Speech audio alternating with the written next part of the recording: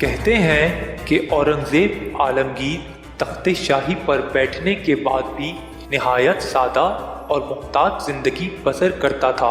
خاص بادشاہ کے ذاتی باورچی کی بابت ظاہر ہے کہ بہت عزت و شہرت کی چیز سمجھی جاتی تھی، اس لیے بڑے بڑے ہنرمند باورچی بے حد شوق اور آرزو سے یہ خدمت خاص حاصل کرتے، مگر بعد میں حقیقت کھل جاتی کہ نپی تلی کھچڑی یا معمولی روٹی دونوں وقت پکتی اور تمام کی تمام بادشاہ سلامت کے سامنے دسترخوان پر چلی جاتی ہے اور دسترخوان سے صاف برتن واپس آ جاتے، یعنی باورچی کو اپنا پیٹ بھرنے کے لیے بھی کچھ نہیں ملتا، خشک تنخواہ پر گزارا کرنا پڑتا۔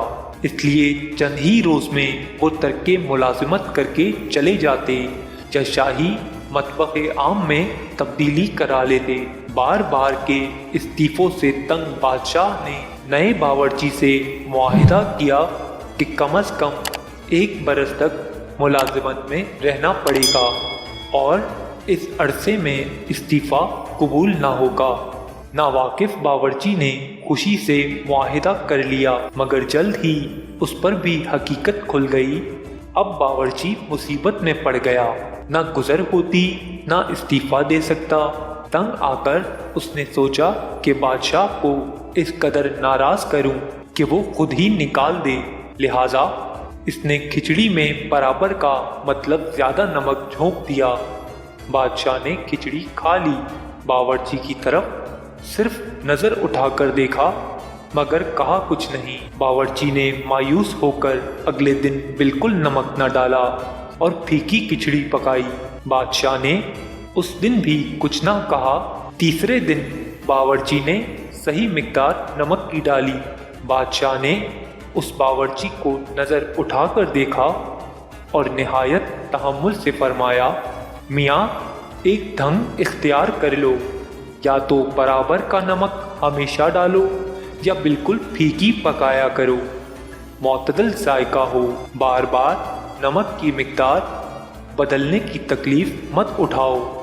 باورچی ہاتھ باندھ کر کھڑا ہو گیا اور کہا، جہاں پناہ میں 7 لڑکیوں کا باپ ہوں، شاہی باورچی کہلاتا ہوں، لوگوں کو مجھ سے بڑی توقعات ہیں اور میری حالت یہ ہے کہ فاقوں مرتا ہوں۔ میں نے یہ سمجھ کر ملازمت کی تھی کہ جہاں پناہ کی ذاتی خدمت بجا لا کر کچھ عرصے میں مطمول ہوں گا، مگر اب سال بھر تک فاقہ ہی نظر آتا ہے۔ یہ تصدیق فرما کر مبارک خادم کو آزاد فرمایا جائے۔ بادشاہ نے فرمایا، آزادی کی خواہش ہے یا روپے کی ضرورت؟ عرض کیا، روپے کی زیادہ ضرورت ہے۔ فرمایا، اچھا، آج آدھا پاؤ کھچڑی زیادہ پکا لینا۔ باورچی کچھ نہ سمجھا اور آدھا پاؤ کھچڑی زیادہ پکا لی۔ بادشاہ نے اپنا حصہ کھانے کے بعد باقی ماندہ کھچڑی کے 7 حصے کیے، ایک ایک تشتری میں ایک ایک حصہ ڈال کر خوان میں لگا کر کہا کہ ہمارے 7 وزیروں کو ہمارا یہ تحفہ پہنچا دو۔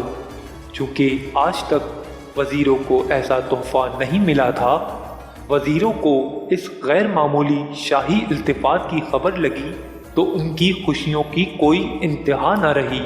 شاہی باورچی کا اپنے دروازوں پر بڑا استقبال ہوا اور شاہی تحفہ لانے کے صلے میں ہر وزیر نے باورچی کو 1 لاکھ روپے نقد رقم ادا کی۔ باورچی یہ 7 لاکھ کی رقم اور کافی ساز و سامان کمانے کے بعد بادشاہ کی خدمت میں حاضر ہوا۔ بادشاہ نے پوچھا، کہو گزارے کی کوئی صورت نکل آئی؟ باورچی نے دست بدست عرض کی کہ حضور کی توجہ کی بدولت اب عمر بھر کے لیے بے فکری ہو گئی، اب کوئی حاجت باقی نہ رہی۔ بادشاہ نے فرمایا، آئندہ کھچڑی میں نمک صحیح انداز سے ڈالا کرنا۔